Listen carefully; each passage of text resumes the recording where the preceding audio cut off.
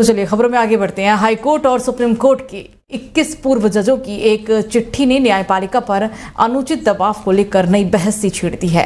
दरअसल इन पूर्व जजों ने सुप्रीम कोर्ट के चीफ जस्टिस डीवाई चंद्रचूड़ को एक लेटर लिखकर न्यायपालिका पर बढ़ते दबाव को लेकर चिंता जताई है। इस लेटर में न्यायपालिका पर अनुचित दबाव का भी जिक्र किया गया है। चिट्ठी लिखने वाले जजों का कहना है कि मौजूदा स्थिति में न्यायपालिका को बचाने की बहुत जरूरत है। जजों ने कुछ लोगों पर सवाल उठाते हुए कहा कि राजनीतिक हितों और निजी लाभ से प्रेरित कुछ तत्व हमारी न्यायिक प्रणाली में जनता के विश्वास को खत्म कर रही हैं। इस तरह की गतिविधियों ने न सिर्फ न्यायपालिका की शुचिता का असम्मान हो रहा है, बल्कि जजों की निष्पक्षता पर भी सवाल उठने लगते हैं।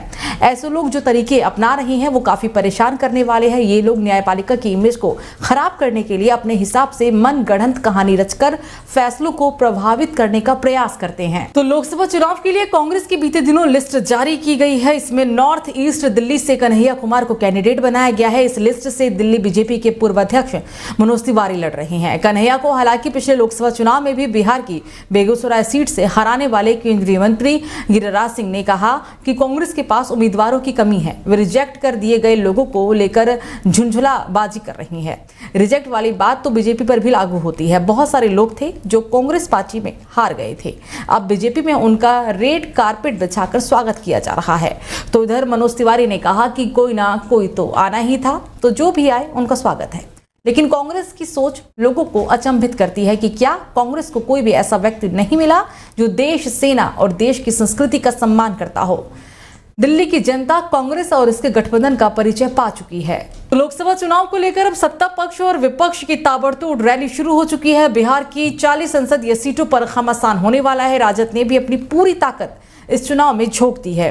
पीएम मोदी की होने वाली रैली से पहले राजद सुप्रीमो लालू प्रसाद यादव ने बीजेपी पर जोरदार हमला बोला। राजद सुप्रीमो ने कहा कि ये काफी घबराहट में है, घबराहट में ही ये 400 पार की बात कह रहे हैं। ये मानकर बैठे हैं कि ये हार रहे हैं। बीजेपी के नेता खुलकर बोल रहे हैं कि हम संविधान को बदलेंगे। ये बाबा साहेब का बना हुआ संविधान है, जो संविधान को बदलने की कोशिश करेंगे। देश की गरीब, पिछड़ी और दलित जनता उनका आंख निकाल लेगी। जनता उन्हें कभी माफ नहीं करेगी। ये तानाशाही लाना चाहते हैं, संविधान को बदलना मतलब ये लोकतंत्र को बदलना चाहते हैं। लालू यादव ने कहा कि इन्हें बहुत बहुमत नहीं आएगा। तो चलिए खबरों में आगे बढ़ेंगे। दिल्ली शराब नीति से जुड़े मनी लॉन्ड्रिंग मामले में गिरफ्तार सीएम अरविंद केजरीवाल को सुप्रीम कोर्ट से कोई राहत नहीं मिल पाई है। कोर्ट ने याचिका पर जल्द सुनवाई से हालांकि इनकार कर दिया है। आम आदमी पार्टी के राष्ट्रीय संयोजक अरविंद केजरीवाल की ओर से कोर्ट में पेश हुए अभिषेक मनु सिंघवी ने चुनाव का हवाला देते हुए इसी शुक्रवार को सुनवाई की मांग की थी, लेकिन कोर्ट ने कहा कि इतनी जल्दी सुनवाई संभव नहीं। साथ ही कोर्ट ने ईडी से 24 अप्रैल तक जवाब देने के लिए भी कहा। केंद्रीय जांच एजेंसी के जवाब पर केजरीवाल 27 अप्रैल तक जवाब दाखिल करेंगे। दरअसल आपको बता दें कि दिल्ली हाईकोर्ट ने आबकारी नीति से जुड़े धन शोधन मामले में ईडी के केजरीवाल को गिरफ्तार किए जाने और हिरासत में रखने के फैसले को सही ठहराया था। हालांकि इसके खिलाफ केजरीवाल ने सुप्रीम कोर्ट का दरवाजा भी खटखटाया था। तो पंजाब के सीएम भगवंत मान ने आज तिहाड़ जेल परिसर में की जेल में बंद दिल्ली के सीएम अरविंद केजरीवाल से मुलाकात की। केजरीवाल से मुलाकात के बाद उन्होंने बड़ा बयान भी जारी किया। उनका कहना है कि उनकी दिल्ली के मुख्यमंत्री से आतंकवादियों की तरह मुलाकात कराई गई। 2 मुख्यमंत्रियों को जेल में आतंकवादियों की तरह मिलवाया गया। भगवंत मान ने केंद्र की मोदी सरकार पर निशाना साधते हुए कहा कि ये तानाशाही की हद है।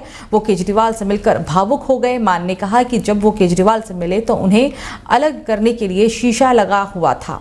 मान ने जेल में सीएम अरविंद केजरीवाल से आधे घंटे तक मुलाकात की है। पंजाब के सीएम ने यह भी आरोप लगाया कि केजरीवाल को कट्टर अपराधियों को भी सुविधाएं नहीं मिल पा रही हैं।